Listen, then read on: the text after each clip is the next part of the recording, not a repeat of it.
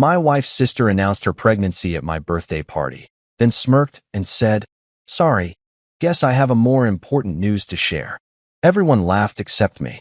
"It's just a joke, don't overreact," my wife said.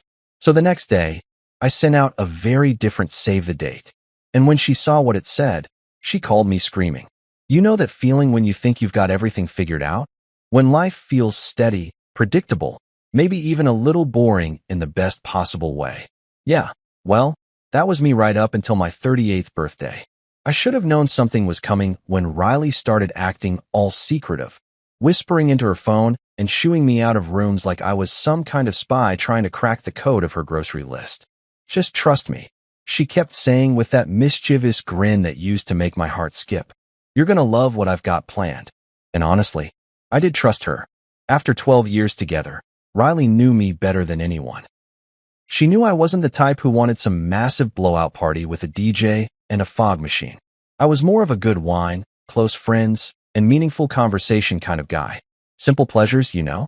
So when she blindfolded me in the car and led me up what felt like a million flights of stairs, I was actually excited. The anticipation was killing me in the best way. When she finally pulled off that blindfold, I nearly lost it. We were standing on this gorgeous rooftop in downtown, the whole city spread out below us like a postcard.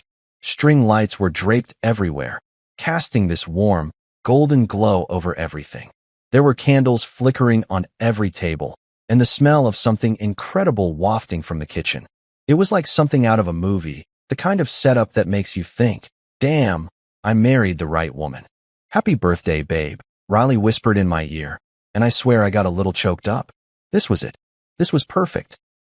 All our closest people were there. My college buddies who I hadn't seen in months, my parents looking proud as hell, even my uptight boss from the marketing firm who never smiled at anything. Everyone was mingling, laughing, raising their glasses in my direction. I felt like the luckiest bastard alive. The cake was this massive chocolate thing with 38 and still crushing it, written in fancy script. Riley must have spent weeks planning this whole thing, and it showed. Every detail was thought out, from the playlist of my favorite songs to the craft beer selection that included that weird IPA I'd been obsessing over. I was standing there, taking it all in, feeling genuinely grateful for this life I'd built, when I noticed people starting to quiet down. My buddy Marcus was tapping his fork against his beer bottle, that universal signal for speech time. I figured this was my cue, you know? Time for the birthday boy to say a few words, thank everyone for coming, maybe crack a joke about getting older and needing reading glasses. I was actually looking forward to it. I had this whole thing planned in my head about how grateful I was for the people in my life, how turning 38 felt like the beginning of something new and exciting. But then Harper stood up. Riley's younger sister, the one who'd always had a flair for the dramatic, the one who posted 17 Instagram stories about her morning coffee routine. She was wearing this flowy dress that seemed to catch every breeze, and she had this look on her face, like she was about to drop some kind of bomb. Which, as it turns out, she was. "I know this is your special night," she said, and already I could feel something shifting in the room. People were turning away from me, focusing on her instead. She placed both hands on her belly in this deliberate, theatrical way that made my stomach drop. But I just couldn't wait another second to share this news with everyone. The pause felt like it lasted forever. I could see Riley's face out of the corner of my eye, and she looked confused, maybe a little annoyed. Good, I thought. At least she gets it. At least she knows this is messed up. "I'm pregnant," Harper announced, and the whole damn place erupted. I'm talking cheers, applause, people jumping up from their seats to hug her. My own birthday party turned into Harper's pregnancy announcement in about 3 seconds flat. She was beaming, soaking up all the attention like she'd been starving for it. And maybe she had been. Harper was always the type who needed to be the center of everything, who couldn't stand it when the spotlight wasn't on her. But what really got me, what really twisted the knife, was when she looked directly at me. Not with guilt or apology, but with this little smirk. Like she knew exactly what she'd done and was proud of it. "Sorry," she said, shrugging her shoulders in this fake casual way. "Guess I had more important news to share. More important than my birthday. The birthday my wife had spent weeks planning, the birthday that was supposed to be about celebrating another year of my life. Suddenly, it felt stupid and small and insignificant compared to Harper's big announcement. And then, God, this is the part that still gets me, Riley laughed. My own wife, the woman who'd blindfolded me and led me up here, who'd arranged every candle and picked out every song. She actually laughed. Oh, Harper, she said, shaking her head like this was all just some harmless prank. It's just a joke, don't overreact. Just a joke, don't overreact. I stood there, holding my untouched beer, watching everyone I cared about celebrate Harper's news while my birthday cake sat forgotten on the table. The candles were still burning, but nobody was looking at them anymore. Nobody was looking at me anymore. It was like I'd become invisible at my own party. That's when something inside me just shifted, like a switch flipping or a door slamming shut. I wasn't overreacting. I was finally seeing things clearly. The elevator ride down from the rooftop felt like descending into hell, except hell would have been warmer. At least in hell, people acknowledge you exist. Up there, I'd become a ghost at my own birthday party. Harper was still holding court by the time we left, surrounded by a circle of women asking about due dates and baby names while she rubbed her barely there bump like it was some kind of magic lamp. Riley had hugged her sister goodbye for what felt like 10 minutes, whispering something in her ear that made them both giggle. Ready to go, birthday boy? Riley had said, linking her arm through mine like nothing had happened. Like the last hour of my life hadn't been completely hijacked by her attention-hungry sister. I should have said something right then. Should have told her exactly how screwed up that whole situation was. But instead, I just nodded and let her lead me to the car, because what was I supposed to do? Throw a tantrum in front of everyone? Prove Harper's point that I was some kind of jealous, petty asshole who couldn't handle sharing the spotlight for 5 minutes? The thing is, it wasn't about sharing the spotlight. It was about basic respect. It was about understanding that some moments belong to certain people, and you don't just waltz in and steal them because you've got news to share. But trying to explain that to Riley felt like trying to explain color to someone who'd been blind their whole life. So we drove home in complete silence. Not the comfortable kind of silence that happens between two people who've been together long enough to not need words. This was the thick, suffocating kind of silence that fills up the car like smoke, making it hard to breathe. I kept my eyes on the road, hands at 10 and 2, driving exactly the speed limit because focusing on something, anything, was better than thinking about what had just happened. Riley was in the passenger seat, her phone glowing in the darkness as she tapped away. I could see her reflection in the window, and she looked completely unbothered. Happy even. Like we were driving home from a successful party instead of the wreckage of what was supposed to be my night. Harper's so excited, she said at one point, not looking up from her screen. She's been wanting to tell everyone for weeks, but she wanted to wait until she was sure everything was okay. Isn't that sweet? Sweet. That's what she called it. Sweet that her sister had spent weeks planning how to hijack my birthday for her own personal announcement. I gripped the steering wheel tighter and said nothing, because if I opened my mouth, I was going to say something that would start a fight I wasn't ready to have. She texted me like 50 times tonight, Riley continued, still typing away. She's worried you're mad at her. I told her you're not that petty. Not that petty. Jesus Christ. I pulled into our driveway and sat there for a moment after turning off the engine. Our house looked exactly the same as it had when we'd left. Same porch light casting the same yellow glow, same potted plants Riley had arranged by the front door, same everything. But something felt different. Like I was seeing it all through new eyes, or maybe like I was seeing it clearly for the first time in years. You coming in? Riley asked, already halfway out of the car. I followed her inside, watching as she kicked off her heels and tossed them in the general direction of the shoe rack. She was humming something under her breath, probably one of the songs from tonight's playlist.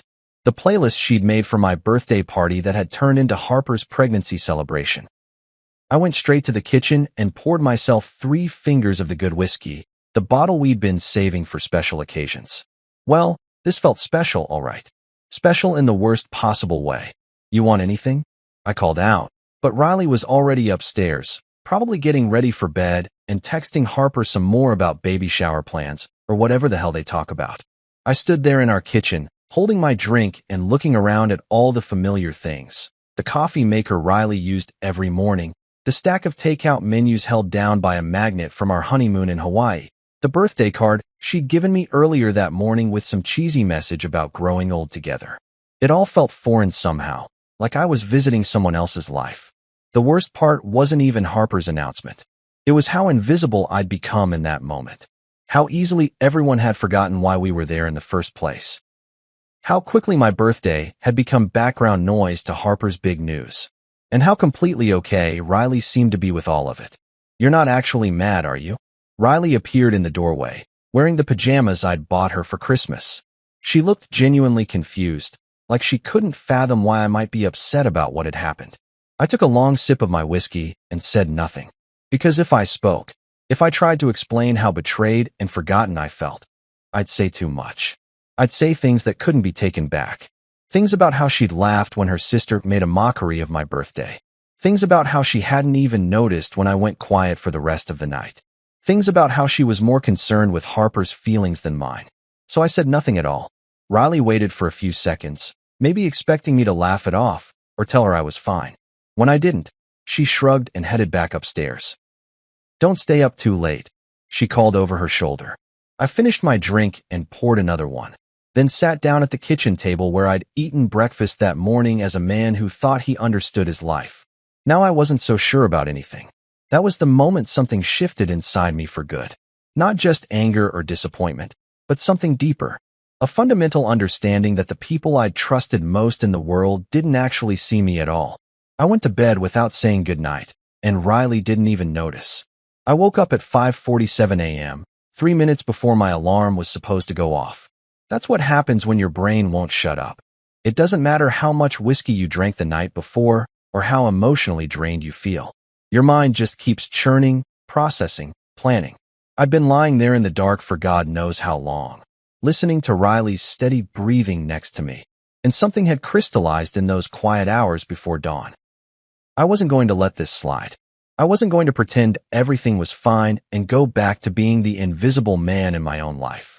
Riley was still dead asleep when I slipped out of bed, which wasn't surprising. She could sleep through a tornado if she wanted to, especially after a night of celebrating and texting. Me? I've always been an early riser, but this was different. This was purpose driving me out of bed, not just habit. I made my coffee extra strong and fired up my laptop at the kitchen table. The house was completely silent except for the hum of the refrigerator and the occasional creak of the old floorboards settling. It was peaceful, actually, the kind of peace I'd been craving for months without even realizing it. No one needing anything from me, no one talking over me, no one stealing my thunder. Just me and my thoughts and a blank screen full of possibilities. I opened up Photoshop and stared at that empty canvas for a minute, feeling something I hadn't felt in a long time.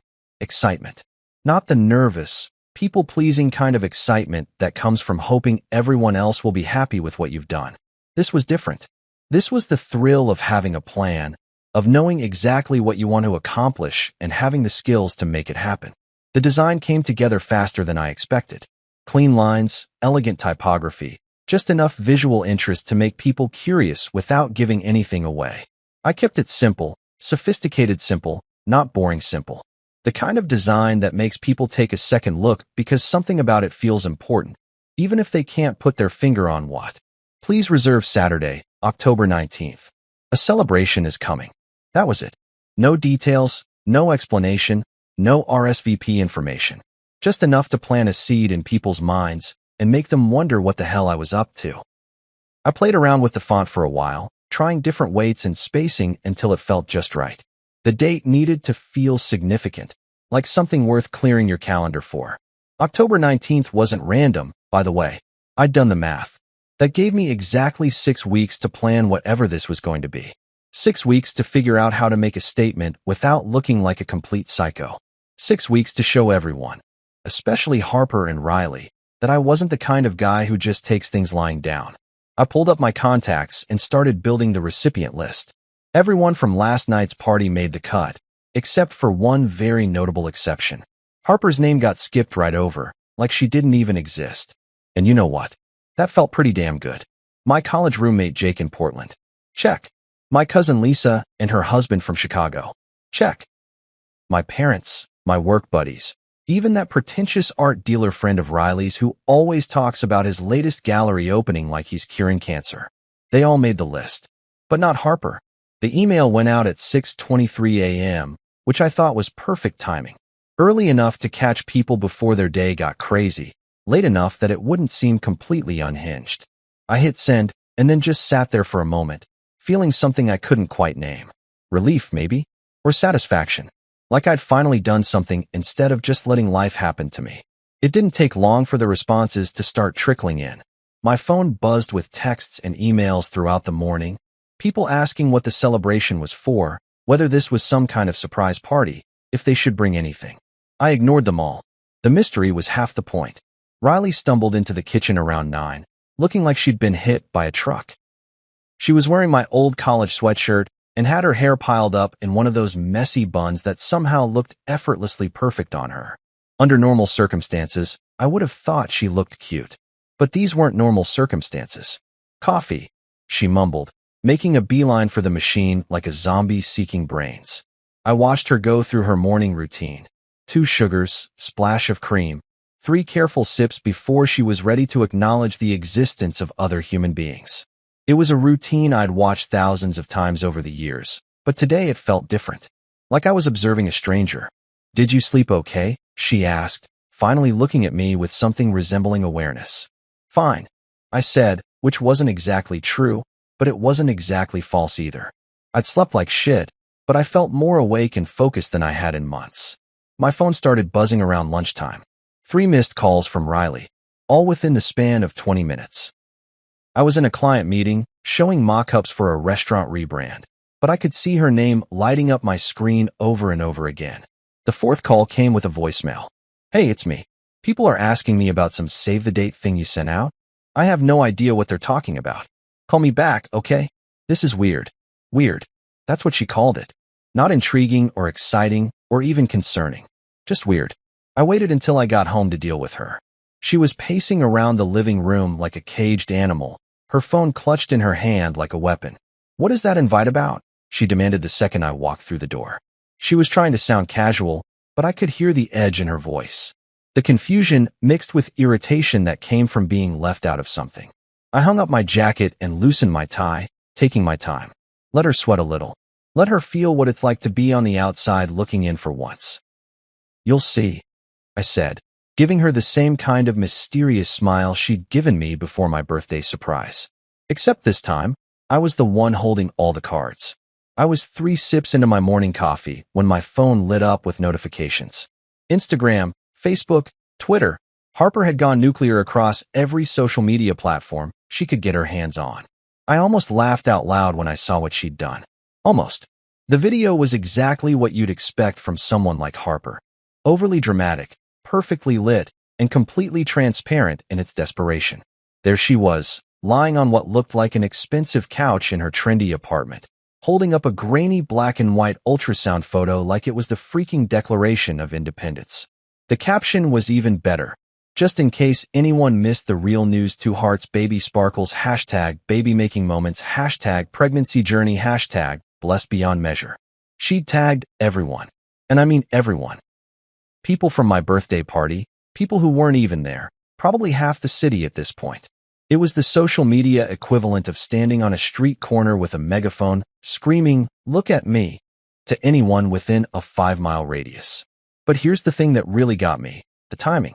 Less than 24 hours after my mysterious save the date went out, Harper suddenly felt the urgent need to remind the entire world about her pregnancy announcement. Coincidence? I don't think so. I screenshot the whole thing before she had a chance to delete it later. Evidence for the file IW. Problem: that you're overreacting or being petty, when really they're the ones who can't handle not being the center of attention for more than 5 minutes. The comments section was a goldmine of fake enthusiasm and performative congratulations. "OMG, so happy for you. This is the best news ever. You're going to be such an amazing mom." The usual social media bullshit that people post when they feel obligated to respond but don't actually have anything meaningful to say. I scrolled through them all, taking my time, really savoring the desperation behind Harper's post. She was worried. Good. She should be worried. My response was calculated, simple, and guaranteed to drive her absolutely insane. I posted a photo I'd taken the night before, me in my walk-in closet, holding up a suit bag from my favorite tailor downtown. Nothing fancy about the shot, just clean lighting and a hint of mystery. The caption was even simpler: getting things ready. That was it. No explanation, no context, no hashtags full of inspirational bullshit. Just those 3 words and a photo that could mean absolutely anything or nothing at all. But Harper would know what it meant. She'd understand that whatever I was planning for October 19th was serious enough to require professional attire. I posted it across all my platforms simultaneously and then sat back to watch the fireworks. It didn't take long. My phone started buzzing with likes and comments within minutes. People were curious, asking questions, making guesses about what I was up to. The engagement was better than anything I'd posted in months, which was funny because I wasn't even trying to go viral. I was just playing chess while Harper was playing checkers. But the real victory came about an hour later, when my phone lit up with a string of frantic texts from Harper herself. She must have been refreshing her social media feeds obsessively, watching my post gain traction while her ultrasound video started to feel like yesterday's news. What are you planning? This is so random. Are you trying to make everything about you? Riley said you're being weird lately. I read each message as it came in, taking my time, letting her stew in her own anxiety. The fact that she'd brought Riley into it was interesting. It meant she was rattled enough to start recruiting allies, which told me my strategy was working perfectly. Instead of responding to her directly, I did something even better. I texted Riley. Your sister seems concerned about my October plans. Weird, considering she wasn't invited to find out what they are. The beauty of that message was its simplicity. It was factual, straightforward, and completely devastating. Because Harper would definitely hear about it, probably within minutes, and she'd realize that her exclusion from my save the date wasn't an oversight. It was intentional. Riley called me 20 minutes later, which was faster than I'd expected. She was at work, probably hiding in a conference room or bathroom stall, so she could interrogate me without her colleagues overhearing. Are you seriously trying to outshine my sister? She hissed into the phone, skipping right past hello. The question was so loaded, so perfectly wrong, that I almost admired its audacity. Riley had somehow managed to frame Harper's attention-seeking behavior as my fault, as if I was the one who'd started this whole mess by having the nerve to be born on a specific day 38 years ago. She tried to outshine me on my birthday, I said, keeping my voice calm and reasonable. Now she's going to watch me shine in silence. There was a long pause on the other end of the line. I could practically hear Riley's brain working, trying to figure out how to spin this situation so that I was the bad guy and Harper was the victim. It was almost impressive, really, the mental gymnastics required to make me the villain in this story. You're being petty, she finally said, which was exactly what I'd expected her to say. It was Riley's go-to move when she couldn't actually defend someone's behavior. Just dismiss the person calling it out as petty or dramatic or oversensitive. Maybe, I said, but I'm not being quiet anymore. I hung up before she could respond, which felt pretty damn good. For once, I'd gotten the last word in. For once, I'd ended the conversation on my terms instead of letting someone else dictate how things went. My phone buzzed with another text from Harper. You're being so dramatic over nothing. Everyone thinks you're jealous of my pregnancy. I stared at that message for a long moment, feeling something cold and final settle in my chest. Jealous. That's what she thought this was about. She genuinely believed that I was envious of her pregnancy, like I was some kind of desperate wannabe parent who couldn't handle seeing someone else get attention. She'd missed the entire point, which somehow made it even more perfect. I didn't text her back. Instead, I blocked her number and went back to planning my celebration. 3 weeks into October, I was ready to reveal my cards. Well, some of them anyway. The anticipation had been building perfectly. People were asking questions, making guesses, and most importantly, Harper was losing her damn mind trying to figure out what I was planning. Riley had stopped asking directly, but I could feel her watching me like I was some kind of ticking time bomb. Which, in a way, I guess I was. I'd spent those 3 weeks doing research, making calls, and putting together something that would be impossible to ignore or upstage. This wasn't going to be some petty revenge scheme or childish tantrum. This was going to be elegant, sophisticated, and absolutely devastating in its simplicity. Beaumont House was perfect for what I had in mind. It's this old converted mansion about 20 minutes outside the city, the kind of place that oozes old money and quiet power. Dark wood paneling, crystal chandeliers that probably cost more than most people's cars, and a wine list that reads like a masterclass in European geography. The kind of place where deals get made over $100 steaks and conversations happen in hushed, respectful tones. More importantly, it was the kind of place that required reservations weeks in advance, the kind of place that made a statement just by walking through the doors. When people got dressed up to come to Beaumont House, they knew they were attending something significant. I'd booked the private dining room for 8 people. Not because I couldn't afford more, but because I wanted this to be intimate, exclusive, the kind of gathering that would make people feel honored to be included rather than obligated to show up. Malcolm was the first person I called. My best friend since college, the guy who'd been my best man at my wedding and who'd flown in from Seattle for every major moment in my life since we graduated. He was also the only person who'd actually noticed when I went quiet at my birthday party, the only one who'd pulled me aside later and asked if I was okay. "I need you to clear your schedule for October 19th, I told him when he picked up. "And I need you to trust me on this one." "What's going on, man?" Malcolm asked, and I could hear the concern in his voice. "Riley called me yesterday asking weird questions about whether you were having some kind of midlife crisis." That was interesting. Riley was conducting her own investigation, trying to figure out what I was up to by polling my friends. It made sense, I guess. She couldn't ask me directly because she'd already burned that bridge by dismissing my feelings about Harper's birthday stunt. "I'm not having a crisis," I said. "I'm having a revelation. Just be here, okay? And we're something nice." Malcolm agreed without asking any more questions, which is why he's been my best friend for 15 years. He knows when to push and when to just show up. My cousin Priya was next on the list.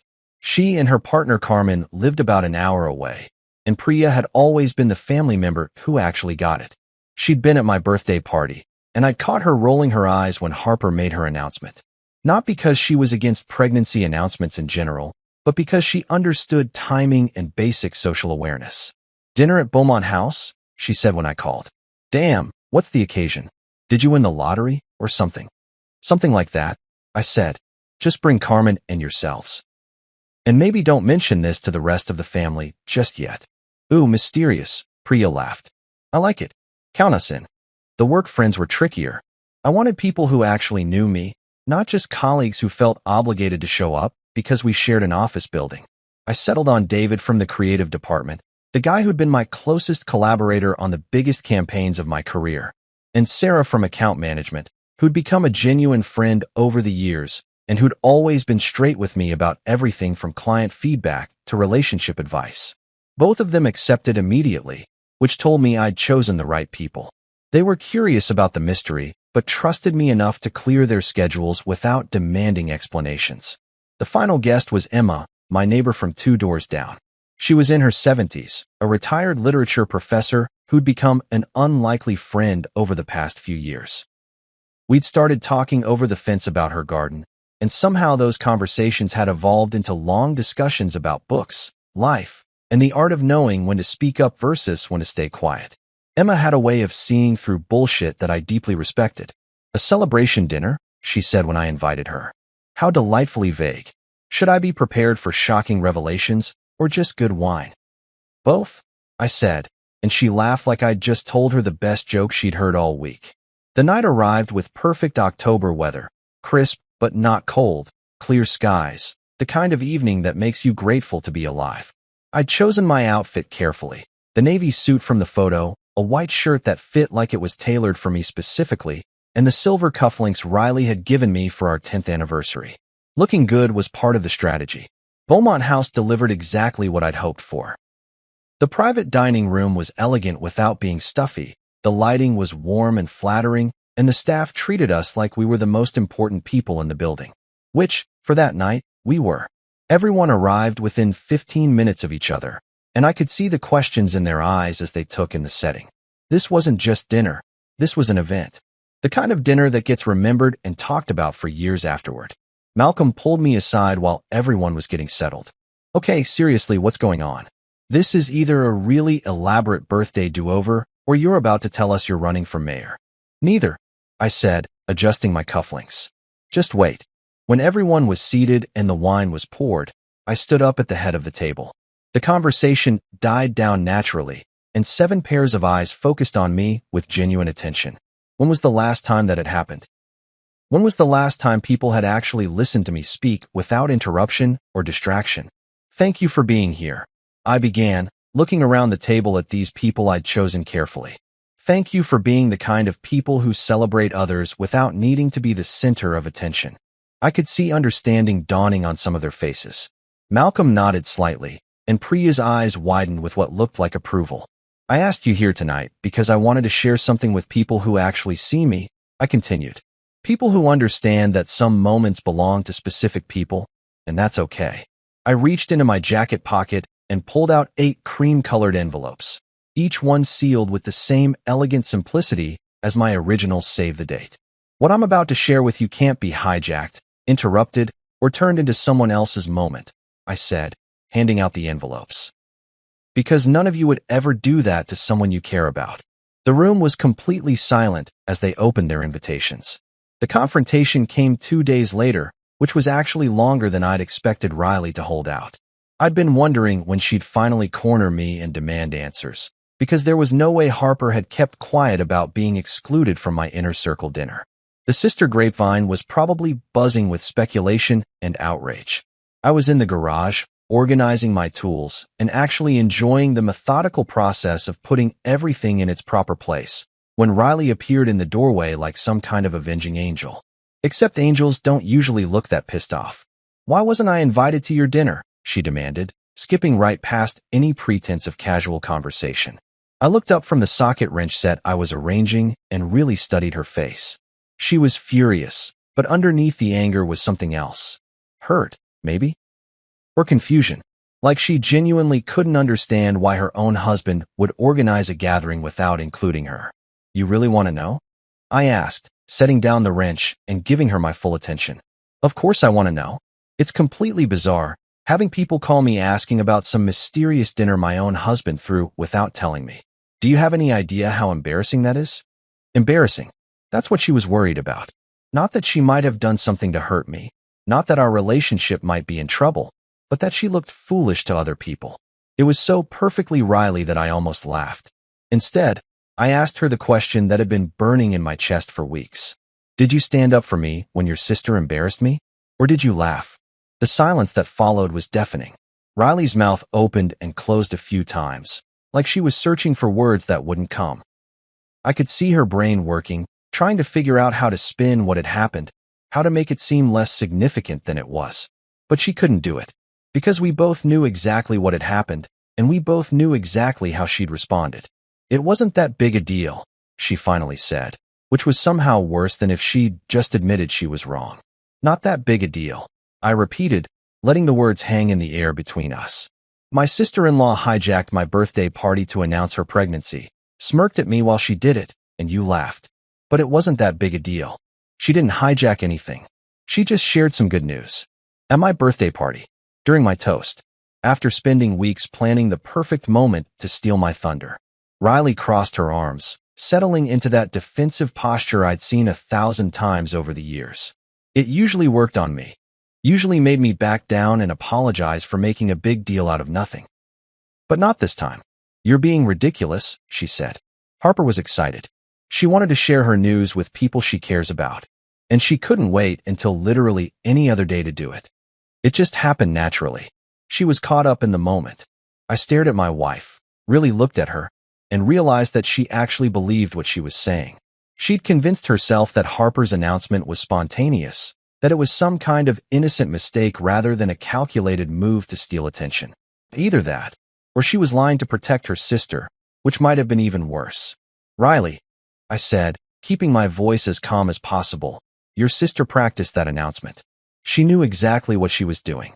You don't know that. I absolutely know that. And deep down, so do you. She didn't answer, which was answer enough. That evening, while Riley was at her book club meeting that conveniently happened to be at Harper's apartment, my phone started buzzing with text messages. 5 of them came in rapid succession, all from Harper's number. You're being dramatic. You ruined my pregnancy reveal. Everyone thinks you're jealous. Riley told me what you said. You're acting like a child. This is so pathetic.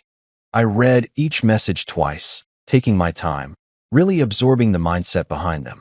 Harper genuinely saw herself as the victim in this situation. In her version of events, I was the villain who'd somehow ruined her special moment by having the audacity to be hurt that she'd ruined mine. It was almost impressive, really. The complete lack of self-awareness required to send those messages took a special kind of narcissism. My response was simple and devastating. I opened up my photos and selected the image I'd been saving for exactly this moment. A screenshot of my plane ticket confirmation and the detailed itinerary for my solo celebration trip. First-class seat to Reykjavik, 5 days at an exclusive resort, Northern Lights tour, private dining experiences, the works. The kind of trip that cost more than most people spend on their cars. But the real kicker was what was written across the top of the itinerary. Solo celebration experience, party of one. I sent the image without any caption or explanation, then immediately blocked Harper's number before she could respond. The silence that followed was the most peaceful thing I'd experienced in months. She called me anyway, of course. 14 times between midnight and 6 a.m., according to my call log. No voicemails, just the desperate, frantic calling of someone who'd finally realized they'd pushed too far. I turned my phone to silent before going to bed, so I slept through the entire meltdown. When I checked my phone the next morning, there were also 6 missed calls from Riley and 3 from numbers I didn't recognize. Probably Harper calling from other people's phones after realizing I'd blocked her. The most telling thing was what happened next. Nothing. No angry voicemails, no dramatic social media posts, no family members calling to lecture me about being reasonable. Just silence, which told me everything I needed to know about how this was going to end. Riley barely spoke to me for the rest of the week.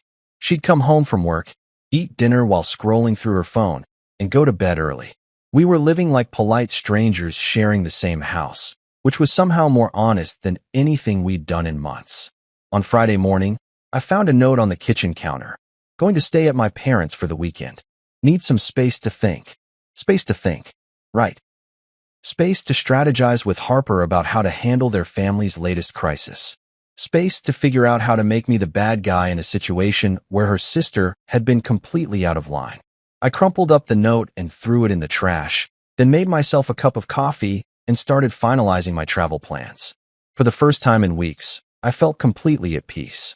2 days later, I was standing in the international terminal at JFK, feeling more alive than I had in years.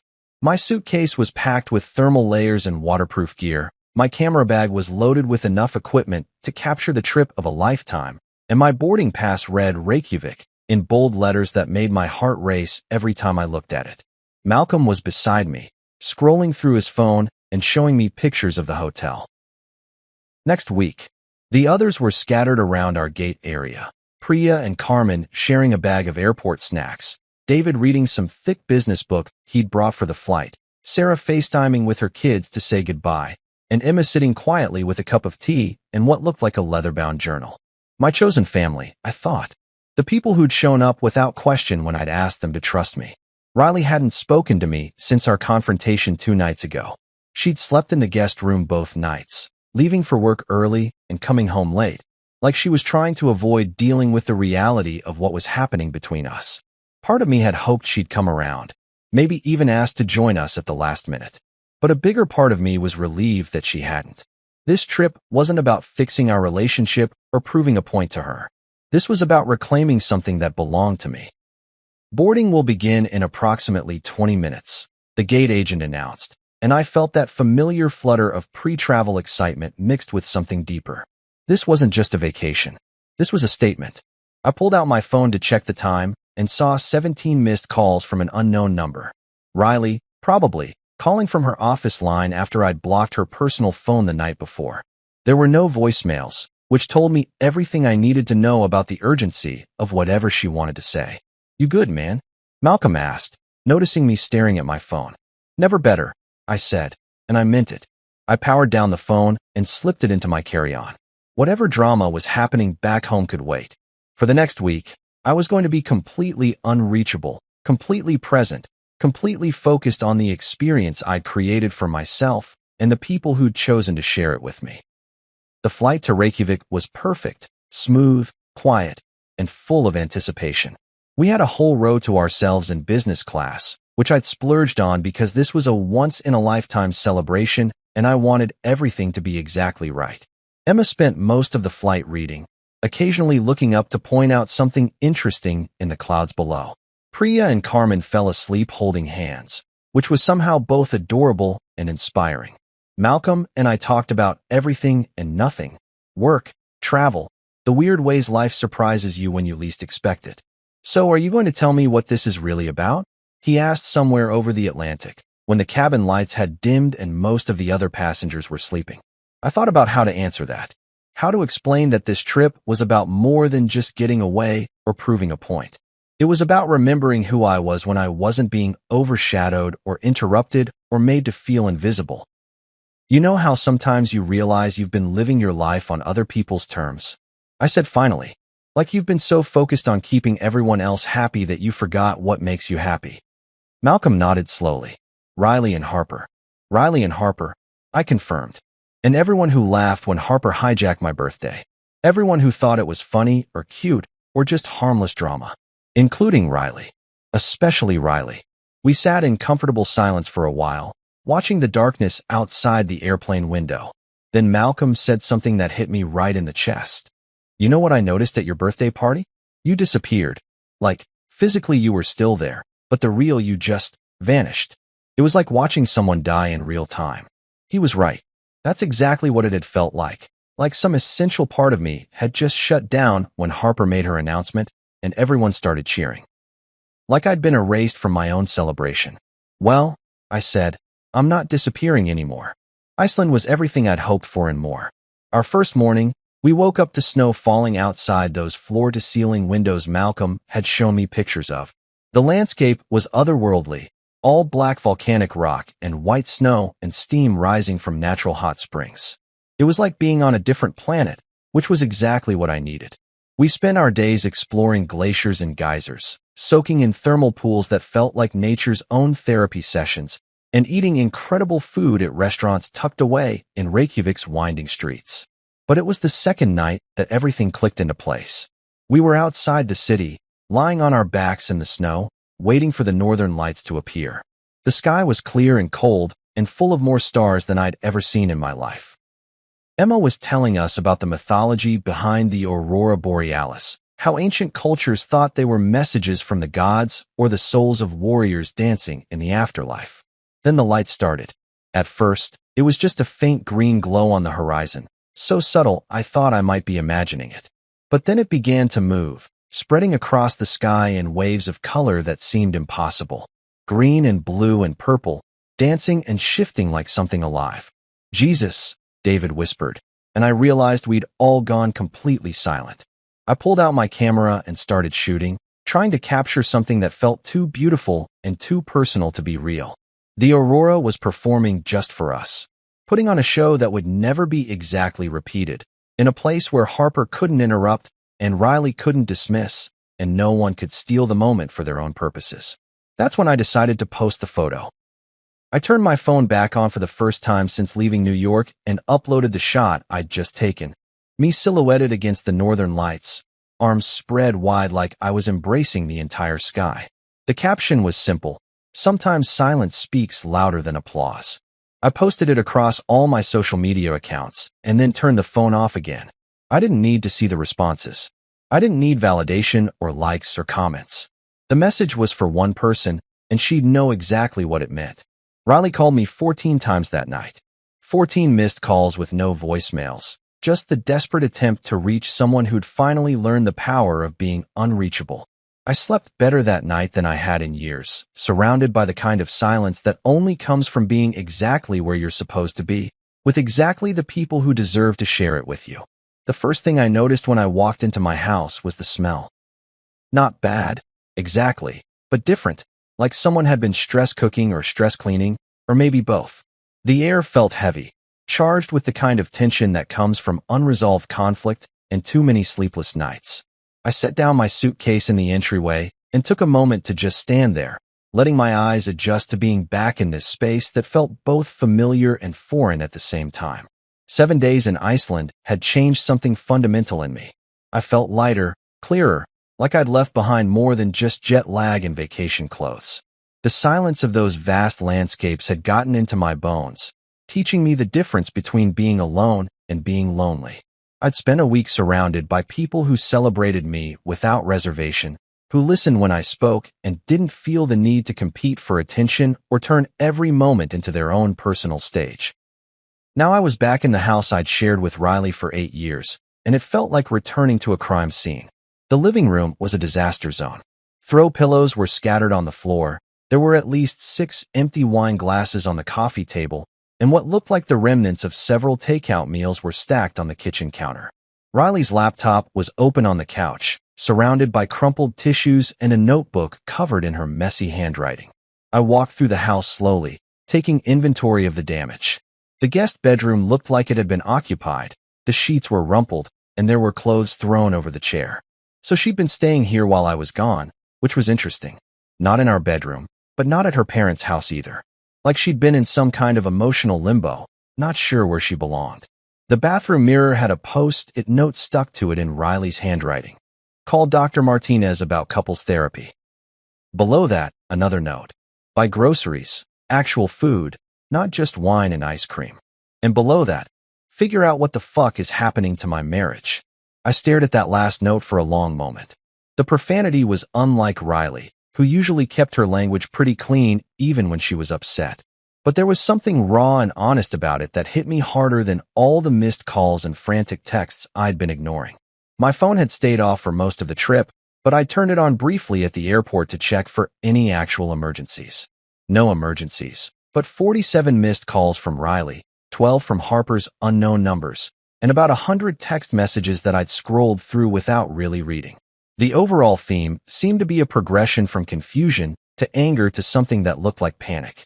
I was still processing the state of the house when I heard Riley's key in the front door. She must have been watching for my return, maybe even tracking my flight. The door opened and closed with unusual care, like she was trying not to wake someone up, and then her footsteps approached the living room where I was standing. "You're back," she said, and her voice sounded hoarse, like she'd been crying or yelling or both. I turned to look at her and was genuinely shocked by what I saw. Riley looked like she'd aged 5 years in the week I'd been gone. Her hair was pulled back in a messy ponytail. She wasn't wearing any makeup, and her clothes looked like she'd been sleeping in them. But it was her eyes that really got me, red-rimmed and puffy, with dark circles underneath that spoke of too many late nights and not enough rest. "I'm back," I confirmed, and waited to see what she'd say next. "We need to talk." She was wringing her hands, a nervous habit I hadn't seen from her in years. "About everything. About what happened. About where we go from here. About..." She gestured vaguely around the disaster zone of our living room. "About all of this." "Okay," I said. "Let's talk." But instead of starting the conversation, Riley just stared at me for a long moment. I could see her taking in my appearance, the tan I'd gotten from all that time outdoors, the relaxed set of my shoulders, the way I seemed completely at peace despite coming home to what was obviously a crisis. "You look good," she said finally, and there was something almost accusatory in her tone. "You look happy." "I am happy," I said, because it was true. Even standing here in the wreckage of our relationship, even facing this conversation that was probably going to be painful as hell, I felt more centered and content than I had in months. "How can you be happy?" The question burst out of her like she'd been holding it back by force. "Our marriage is falling apart. I've been going crazy for a week trying to figure out where we stand. Harper's been calling me nonstop asking what you're planning next, and you just disappeared. You went off to Iceland with your friends and posted that picture like some kind of victory lap while I was here falling apart." There it was. The real issue wasn't that I'd gone to Iceland or that I'd excluded her and Harper from my plans. The real issue was that I'd been fine without them. Better than fine, actually. I'd been thriving. "You made everything about you," she continued, her voice getting stronger as she found her footing in familiar territory, "making me the villain in this story. You embarrassed me in front of everyone we know. You made me look like a terrible wife who doesn't support her husband." I could have gotten angry. 6 months ago, I would have gotten angry. I would have defended myself, explained my position, tried to make her understand why I'd felt so hurt and invisible. But Iceland had taught me something valuable about the power of silence, about the difference between reacting and responding. "Did I embarrass you?" I asked quietly. "Or did you embarrass yourself?" Riley's mouth opened and closed a few times, like she was searching for words that wouldn't come. Because deep down, she knew the truth. She knew that everything I'd done had been a response to being dismissed and disrespected at my own birthday party. She knew that her sister's behavior had been out of line and that her own reaction had been worse. Harper tried to reach out, she said, changing tactics. She wanted to apologize, to clear the air. She feels terrible about how everything went down. Good, I said. She should feel terrible. But you blocked her. You won't even give her a chance to make things right. I walked over to the kitchen counter and picked up one of the takeout containers, examining the label. Chinese food from 3 days ago, judging by the date. Riley had been stress eating and probably stress drinking too, based on all those empty wine glasses. Riley, I said, setting down the container and looking her in the eye. Harper doesn't want to make things right. Harper wants to make herself feel better about what she did. There's a difference. That's not fair, isn't it? I pulled out my phone and showed her the screenshot I'd taken of Harper's Instagram post, the ultrasound video with the caption about sharing the real news. She posted this the day after my save the date went out. She tagged everyone from my birthday party. She was so desperate to steal back the attention that she turned her pregnancy into a social media campaign. Riley looked at the screenshot, and I watched her face change as she really saw it for the first time. The desperation, the pettiness, the complete inability to let someone else have a moment without making it about herself. Some people, I said, tucking my phone back into my pocket, only want peace when they're no longer the loudest voice in the room. The silence that followed was heavy and uncomfortable, but I didn't try to fill it. I'd learned the value of letting uncomfortable truths sit in the air until they were properly acknowledged. Finally, Riley spoke. So what happens now? Do we just give up? Throw away 8 years of marriage because of one bad night? This isn't about one bad night, I said. This is about who you chose to be when it mattered. 1 year later, my 39th birthday arrived with the kind of crisp October morning that makes you grateful to be alive. I woke up in my new apartment overlooking the harbor, sunlight streaming through windows that belonged entirely to me. No drama waiting in the kitchen, no passive-aggressive notes on the bathroom mirror, no sister-in-law plotting her next attention grab. Just peace, coffee, and the sound of seagulls outside my window. The separation had been surprisingly quiet. Riley and I had managed to divide our lives without lawyers or screaming matches, like two people who'd simply grown tired of pretending they still fit together. She'd kept the house and most of our mutual friends. I'd kept my dignity and learned the difference between being alone and being lonely. Harper had tried to reach out a few months ago through mutual acquaintances, still convinced that I was the villain in her story. Word got back to me that she was telling people I'd made everything a competition and couldn't handle her happiness. The irony was beautiful. She still didn't understand that it had never been about her pregnancy. It had been about basic respect and knowing when to let someone else shine. I spent the morning exactly how I wanted to, sleeping in, making my favorite breakfast, reading a book without interruption. Then I got dressed in my best suit and drove to the same rooftop restaurant where everything had started a year ago. The hostess recognized me from my reservation and led me to the exact same spot where I'd stood 12 months earlier, watching my birthday turn into Harper's moment. But this time, the table was set for one, with a perfect view of the city and no possibility of unwanted interruptions. I ordered the most expensive bottle of wine on the menu and raised a toast to myself while the sun set over buildings that looked like jewelry scattered across black velvet. Then I pulled out my phone and took a selfie, me, alone at that beautiful table, genuinely smiling for the first time in months. The caption wrote itself. This year, I reserved the whole view for myself. No speeches, no drama, just the joy of showing up for myself. I posted it and watched the responses roll in. Hundreds of likes, dozens of comments from people who'd been at that original birthday party. Some asked to reconnect. Others shared their own stories about learning to prioritize themselves. A few even admitted they'd felt uncomfortable about Harper's announcement, but hadn't known how to say anything at the time. I replied to none of them, not out of anger or spite, but because I'd learned something valuable about boundaries. You don't owe your energy to people who only notice you when you're no longer available. You don't need to explain why celebrating yourself matters to people who've already shown they don't understand. The waiter brought me dessert, a small chocolate cake with a single candle, and I made a wish that had nothing to do with other people and everything to do with continuing to build a life where my joy couldn't be stolen or overshadowed. As I blew out the candle, my phone buzzed with a text from Malcolm. "Happy birthday, brother. Proud of you for choosing yourself." That was the only response I needed. Harper and I never spoke again. The silence became permanent, comfortable even. Riley and I separated quietly 6 months after Iceland.